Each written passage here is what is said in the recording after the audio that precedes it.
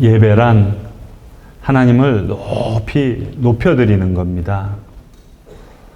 물론 예배 중에 목사님의 설교가 중요합니다만은 목사님 설교 듣는 게 예배가 아닙니다. 하나님을 높이 높여드리는 거예요. 찬송과 존귀와 감사와 영광을 그분께 높이 올려드리는 것, 그게 예배입니다. 오늘 하나님의 말씀에 하나님을 경외하는 것, 여호와를 경외하는 것이 지혜의 근본이다 말씀하셨습니다. 하나님을 잘 예배하면 지혜로운 자가 된다는 말씀인 줄로 믿습니다. 예배하는 자에게 주시는 가장 귀한 복이 지혜와 명철이라는 거예요. 예배 잘 드리면 물질도 명예도 지위도 부귀와 성공을 주시고 그러면 참 좋겠는데 그게 아니라 지혜를 주신대요.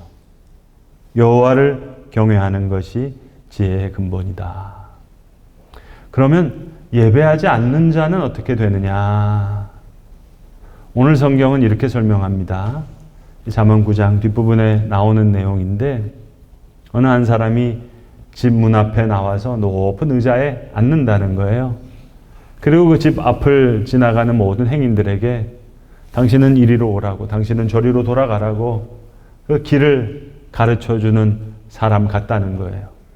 그러면서 자기의 지혜를 사람들에게 전하고 있습니다. 자, 와서 들어보라고. 도둑질한 물이 제일 달고 몰래 먹는 떡이 제일 맛있다. 그렇게 말하는 사람. 사실은 아무 말 대잔치죠. 그런데 자기 딴에는 지혜롭다고 이야기하지만 그런 어리석은 사람이 어디 있겠느냐. 예배하지 못하는 자, 마치 그와 같다는 거예요. 그래서 자기 집 앞에 높은 의자를 만들어 놓고 위에 앉아가지고는 지나가는 사람 다 참견하는 거예요. 당신은 일로 가라고, 당신은 절로 가라고, 도둑질한 물이 제일 달다고, 몰래 먹는 떡이 맛있다고. 목사님, 제가 예배만 좀 못 드렸다 뿐이지 언제 저희 집 앞에 높은 의자에 앉아서 이 사람 저 사람 일리 가라고 절리 가라고, 저 그런 적 없는데요. 몰래 먹는 떡이 맛있다, 도둑질한 물이 그게 달다. 저는 그냥 조용히 있었는데요. 아무 말 안 했는데요. 그러나 오늘 성경은 말씀합니다. 여호와를 경외하는 것이 지혜의 근본이기 때문에 하나님 앞에 예배하는 자는 지혜로운 자가 되겠지만 하나님 앞에 예배하지 않는 자들은 이렇게 자기도 모르는 채 자기는 지혜 있다 생각하지만 어리석은 자가 되고 만다. 이것이 하나님께서 우리에게 하시는 말씀입니다. 어제 점심 때 한 커플과 이제 식사를 했는데요. 가을에 제가 결혼하는 주례를 맡은 그 예비 신랑 신부입니다. 근데 두 사람 중에 그 예비 신부가 되는 자매는 저희 교회에서 신앙생활 잘하는 그런 자매인데 예비 신랑은 아직까지는 신앙을 알지 못하는 그런 분입니다. 식사 한 끼로 어떻게 제가 전도를 다 할 수 있겠습니까마는 제가 식사 중에 이런 얘기를 했습니다. 목회하면서 여러 가정들을 보니까 정말 행복하게 행복을 만끽하면서 사는 가정이 있는가 하면 그렇지 못하는 가정이 있는데 이 행복을 누리면서 사는 가정을 보니까 적어도 세 가지가 있더라. 하나는 평안이 있더라. 평안하더라. 두 번째는 기쁨이 있더라. 기뻐하는 기쁨이 있고 마지막 세 번째는 그 가정을 향한 삶의 가치, 의미, 그 이유가 확실한 가정들. 그런 가정들은 참 행복한 가정을 누리더라. 이 얘기는 신앙의 유무와 상관없이 다 동의할 수 있는 이야기가 아니겠습니까? 근데 거기에 제가 한마디를 덧붙였어요. 그런데 그 첫 번째 평안은 어디에서 오는가 가만히 봤더니 믿음에서 오더라. 남편이 아내를 믿고 아내가 남편을 믿는 그 믿음이 있으면 그 가정은 평안하더라. 그리고 기쁨은 사랑에서 오더라. 서로 사랑하니까 기뻐하는 거지 기쁨이 없는 게 아니라 사랑이 없는 거. 그래서 그 기쁨은 사랑에서 오더라. 그리고 마지막 그 삶의 이유, 가치, 의미는 가만히 보니까 소망에서 오더라. 그 가정을 향한 바라보는 소망, 그게 있을 때 내가 달려갈 이유를 아니까. 그걸 얘기하면서 제가 한마디를 덧붙인 거예요. 이제 가을에 예비 신랑이 결혼해서 아내로 맡게 될 그 당신의 배우자는 사랑하는 남편으로부터 평안과 기쁨과 삶의 이유를 그 남편의 믿음과 남편을 향한 믿음과 사랑과 소망에서만 품는 사람이 아니라 매주일 하나님 앞에 나와서 하나님을 믿는 그 믿음, 그 사랑, 그 소망에서 평안함과 기쁨과 삶의 이유를 찾으려고 하는 그런 신부인이 그걸 꼭 기억해 줬으면 좋겠다 하는 당부의 말씀을 드렸어요. 그리고 이제 9월에 결혼하게 될 때 내가 신랑을 포함해서 신랑 측 어르신들 믿지 않는 가정이니까 그 가정을 존중하는 마음으로 내가 예식에 목사 가운도 입지 않을 거고 뭐 따로 성경을 읽지 않을 거고 성경 구절을 찾아서 읽지는 않겠지만 5분 채 안 되는 이 주례사엔 이런 마음이 다 담길 거라고 그러면서 아주 좋은 대화를 나눴습니다. 사랑하는 성도 여러분, 예배 중에 저와 여러분의 믿음이 살아난다면, 저와 여러분의 사랑이 깨어난다면, 하나님 앞에서 우리의 소망이 세워진다면 우리의 평안도, 우리의 기쁨도, 우리의 삶의 이유도 온전히 세워질 거예요. 예배가 세워지면 많은 것들이 세워지고, 예배가 살아나면 많은 것들이 살아나고, 예배가 무너지면 사실 모든 것이 무너지고 사라지는 겁니다. 오늘 잠언의 말씀에 보시면 지혜 있는 자를 책망하고 지혜 없는 자를 책망하지 말라 말씀하십니다. 반대로 말씀하셔야 될 것 같은데 지혜 없는 자를 책망하고 지혜 있는 자는 책망하지 할 필요가 없을 것 같은데 오늘 성경은 반대로 얘기하고 있어요. 지혜 있는 자를 책망하라고. 그 지혜 있는 자는 책망을 사랑할 테니까. 그리고 지혜 없는 자는 책망하지 말라고. 당신을 미워할 테니까. 지혜 있는 자를 책망하라는 겁니다. 마치 주마 가편이라는 말이 있듯이 달리는 말에 채찍을 더하듯이 지혜로운 자는 하나님 앞에 예배하면서 더욱 지혜로워진다는 거예요. 여호와를 경외하는 것이 지혜의 근본이고 거룩하신 자를 아는 것이 명철이니라. 오늘 하나님은 그렇게 우리에게 말씀해 주고 계십니다. 이런 재미나는 이야기를 들은 적이 있어요.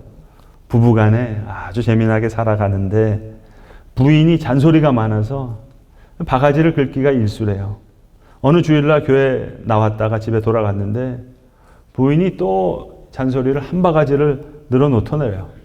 그래서 견디다 못한 남편이 또 대꾸했다가는 또 이야기가 한 두 바가지 될 것 같아가지고 찬송을 부르기 시작했답니다. 큰 소리로 찬송을 불렀더니 3절쯤 부를 때쯤 돼서 부인도 따라 부르더래요. 2절까지가 문제예요, 여러분. 잔소리 들어가면서 끝까지 찬송 부르기가 쉽지 않죠. 근데 3절까지 부르는 거예요. 예배는 마치 이와 같이 찬송하는 것과 같아요. 1절 말씀을 들으면서 섬기고 2절 하나님을 찬양하면서 섬기고 3절 하나님을 기뻐하면서 주를 섬기면서 순종하면서 섬기는 거예요. 하나님의 은혜에 감사하면서 찬양하는 것 같은 그것이 예배입니다, 여러분. 예배하기 전에는 가졌던 마음들이 많습니다. 소원들이 많아요. 건강도 물질도 명예도 지위도 부귀영화. 그러나 예배 중에 내가 고집스럽게 붙잡았던 내 소원, 내 마음의 뜻 이거 포기하게 되는 거예요. 여러분 예배는 원래 제사잖아요. 제사. 제사는 뭐예요? 살아있는 재물을 죽여서 드리는 거예요. 이미 죽은 제물 드리는 법은 없어요. 건강하게 살아있는 걸 하나님께 드리는 거예요. 내 생명을 내가 죽이는 게 아니라 제사장이 죽여요. 의미적으로는 하나님께서 제물을 죽이시는 거예요. 생명을 드리는 거예요. 제물을 깨끗하게 태워드려요. 나 자신, 내 생명, 흔적 없이 다 태워버리는 거예요. 그리고 나서 새 사람으로 다시 태어나는 거예요. 이게 예배의 가장 기본적이고 가장 근본적인 개념입니다. 그래서 모리아산에서 아브라함이 100세 낳아서 얻었던 그 소중한 이삭을 바치는 행위. 가장 최상의 예배죠. 향유 옥합을 깨뜨려서 예수의 발 앞에 붓고 머리로 닦아요. 경외하는 거예요. 사랑하는 거예요. 표현이 좀 이상하지만 하나님을 내가 갖게 되는 것. 그게 하나님께 예배하는 중에 내가 하나님을 소유하게 되는 거예요. 여러분 복잡한 문제가 많으십니까? 풀리지 않은 수수께끼가 많습니까? 미스테리처럼 해결할 길이 없는 번뇌와 고민이 많습니까? 하나님께 예배하면서 지혜를 얻는 거예요. 왜? 하나님을 경외하는 것이 지혜의 근본이기 때문에. 거룩하신 이를 아는 것이 명철이기 때문에. 작년 말에 우리나라는 계엄이다, 탄핵이다 그래서 어지러웠죠. 복잡했죠. 바로 그때입니다. 2024년 12월 말에 여러분이 너무나 잘 아시는 미국의 지미 카터 대통령이 돌아가셨어요. 100세로. 그래서 장례식을 제가 실황으로 보면서 너무 부럽더라고요. 지미 카터에 대한 대통령으로의 평가, 정치가로서의 평가는 다 다르겠죠. 부정적일 수도 있겠죠. 그 추운 날 장례식 날 워싱턴 DC에서 그 교회에 역대 대통령들이 조문해서 예배하는 그 예배보다 저는 맨 마지막에 그 조지아주 아주 작은 시골 교회, 고향 교회에 와서 마지막 예배를 드리는데 그 교회를 담임하는 흑인 목사님이 나와가지고 이 지미 카터 대통령의 유족들하고 그 교인들하고 다 인사시키고 오랫동안 비서로 섬겼던 그 흑인 할머니들 소개하는 그 모습을 보면서 글쎄요. 무능한 대통령이었다, 무능한 정치인이었다 평가할 수 있겠지만 오늘 하나님의 말씀에 여호와를 경외하는 것이 지혜의 근본이다 하셨으니까 그는 참 지혜로운 사람이었음에 분명하다 하는 생각을 했어요. 이런 유명한 일화가 있잖아요. 왜? 대통령 선거에 이제 지미 카터가 출마해서 유세를 하는데 얼마나 바빴겠어요? 근데 이 조지아주 이 시골 교회에서 그 바쁜 일정에서도 경건하게 예배드리고 그 썬데이 스쿨 티처 성경 공부를 인도하거든요. 그러니까 기자들이 한 70여 명 몰려왔대요. 그때 지미 카터가 이렇게 얘기했답니다. 오늘 이렇게들 찾아와 주셔서 고맙기는 하지만 다음 주부터는 여러분들 다들 여러분들 나가시는 교회 나가시라고. 대통령 시무 시절에도 미국 대통령이 얼마나 바쁘겠어요? 워싱턴 DC에는 침례교회 썬데이 스쿨 교사로. 스케줄이 바쁘고 바쁘지 않고의 문제가 아닙니다. 지혜의 문제입니다. 하나님을 가지지 않고서야, 하나님께 예배하지 않고서야 내가 어떻게 하나님을 만납니까? 내가 어떻게 하나님의 음성을 들어요? 내 삶의 의미는 있을 수 없고 모든 사업의 의미는 없다. 그런 마음. 하나님과 나와의 관계에서, 예배에서 바른 삶의 자세가 도출되고 내 삶의 의미가 생산되고 결정되는 거죠. 여러분, 우리 다, 저나 여러분이 다 건강하고 싶어 하시잖아요. 근데 그 건강 비결의 조건은 간단해요. 때에 맞춰서 식사하시는 거예요. 제때 먹는 식사. 입맛 없다고 끼니 걸으면 그거 안 됩니다, 여러분. 어떻게 항상 또 입맛이 좋기만 하겠어요? 음식이 어떻게 그렇게 항상 맛있기만 하겠어요? 그러나 여러분, 건강한 사람은 항상 입맛이 좋은 거예요. 늘 배가 고픈 거예요. 그 배고픈 게 그 사람 건강한 거예요. 그 입맛이에요. 식욕이 건강이에요. 입맛을 잃었다면 그 자체가 이미 절반 병이 든 겁니다. 내가 탈이 나서 입맛이 떨어진 줄을 모르고 차려놓은 음식 타박하면 여러분 이것처럼 피곤한 게 어디 있습니까? 건강한 믿음이란 마치 식욕과 같이 입맛과 같이 예배를 사모하는 거예요. 세상과 나는 간 곳 없고 구속한 주만 보이도다. 세상도 안 보이고 나도 안 보여야 되는데 세상만 보이고 나만 보이고 구속한 주는 희미하게 보여요. 누가복음 18장에 보시면 예수님 말씀하시잖아요. 바리새인과 세리 두 사람이 성전에 올라가서 기도하더라. 근데 바리새인은 자꾸 내가 그런 말을 많이 해요. 내가 2번씩 일주일에 금식하고 내가 이랬다. 그런데 예배가 무너지더라. 그런데 세리는 성전에서 저 멀리 떨어져서 고개도 들지 못하고 눈물을 흘리면서 기도하는데 참으로 예배하더라. 장권사님이라고 제가 20여 년 전에 이제 한국에 처음 와가지고 처음 교구 맡았을 때 처음 교구장을 하신 분인데 정말 교회 봉사 많이 하시고 예수님 사랑하시는 특등 권사님이셨어요. 이분은 일찍이 30대 때 죄송하지만 과부가 되셔서 평생 교회만 섬기셨어요. 예배부장 이런 거 많이 하시고. 근데 이제 60대 후반 나이밖에 안 되셨을 텐데 이제 혈액암이 걸리셔가지고 세상을 떠나게 됐어요. 삼성은행원에 계시다가 큰아들은 의사인데 아무리 아들도 못 말리는 거예요. 내가 세상 떠나더라도 꼭 교회에 와서 예배 드리고 그리고 돌아가시겠다고. 마지막 2주를 나오셨는데 도저히 상태가 예배당에 들어서 예배하실 수 있는 그런 상태가 아니에요. 그래서 제 방에 TV로 예배 실황이 중계가 되니까 그 작은 소파에 이렇게 기대서 2주 동안 예배하시다가 세상 떠나고 가셨어요.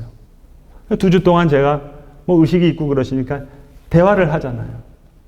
그때 권사님과 나눴던 대화가 지금 생각해보면 2가지였던 것 같아요.